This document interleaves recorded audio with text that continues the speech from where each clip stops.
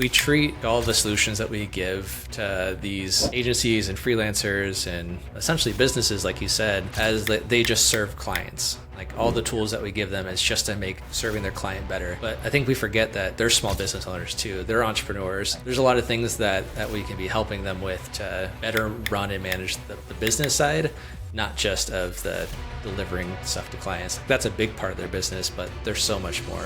I know that you guys have 700,000 of these folks that are currently using the product, but maybe if a little bit more savvy SMB that doesn't want to pay the care plan or whatever might kind of sit in there, are you just kind of dismissing them to begin with and you say this is a product for this cohort? Yeah, I think that's super important, and you kind of touched on it. Like you have these different views for different customers, right? So you can take that approach, or you can say I'm building for this and I want to make sure like I get this down.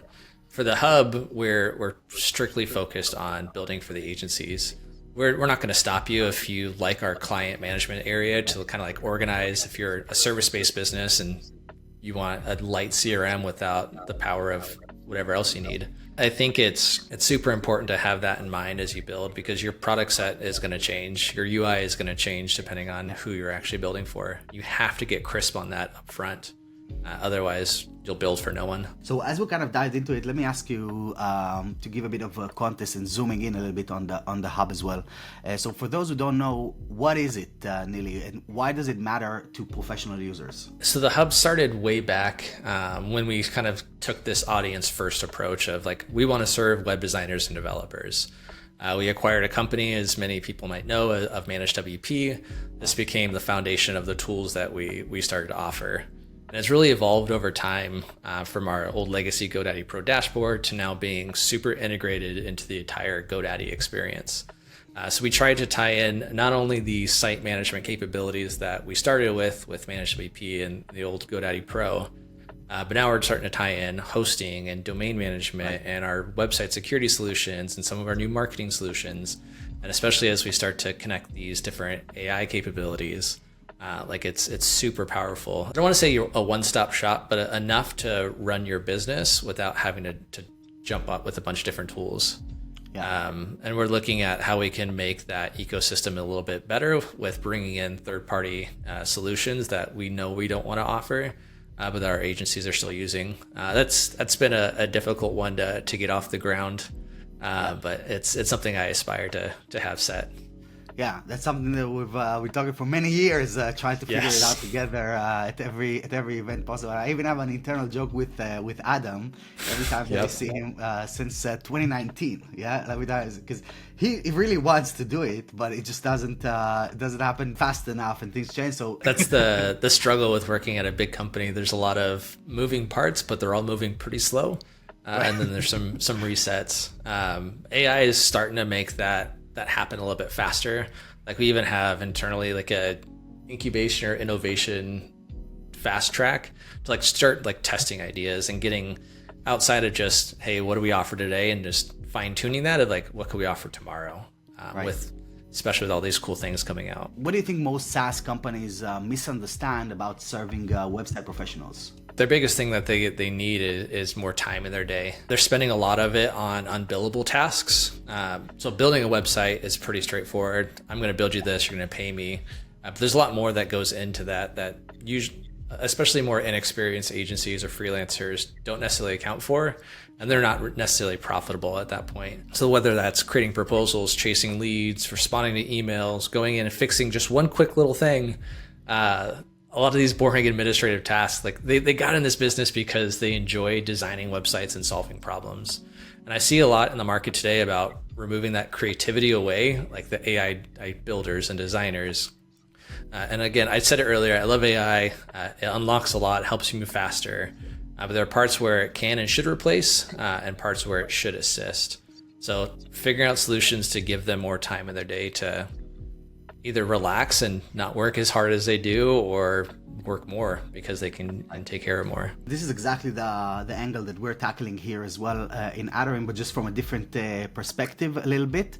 But it's all about saving time, because there are I remember in the first year, I did exactly what you're talking about, like talking to those to as many users as possible. I had a goal of talking to 100 users.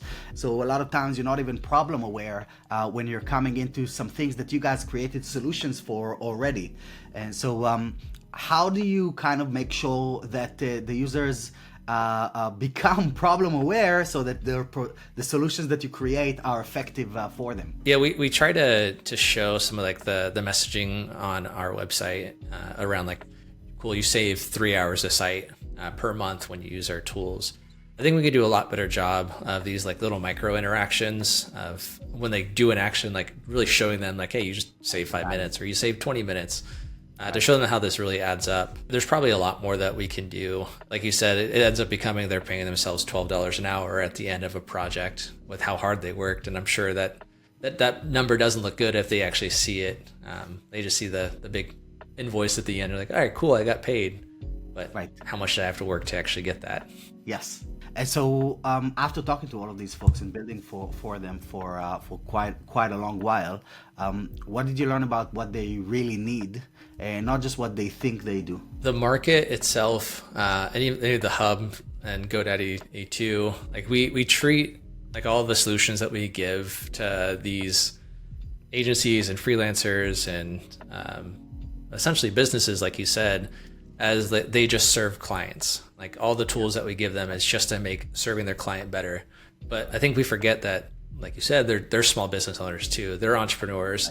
There's a lot of things that we can be helping them with to better run and manage the business side, not just of the delivering stuff to clients. Like that's a big part of their business, but there's so much more between marketing and admin and expenses and tracking and all sorts of stuff, because they're business owners themselves, but they get trapped in all the solutions are just to make the client project faster or better, which I get. This is an interesting perspective, especially from your side, because you guys already have other products that actually do that. So are you seeing these kind of collaborations happening within the organization? How do we upsell this and how we upsell that throughout different pipelines or different kind of like checkout processes? Yeah, so we have our like Arrow solutions, which are like AI powered things, whether it's like social media or content or marketing.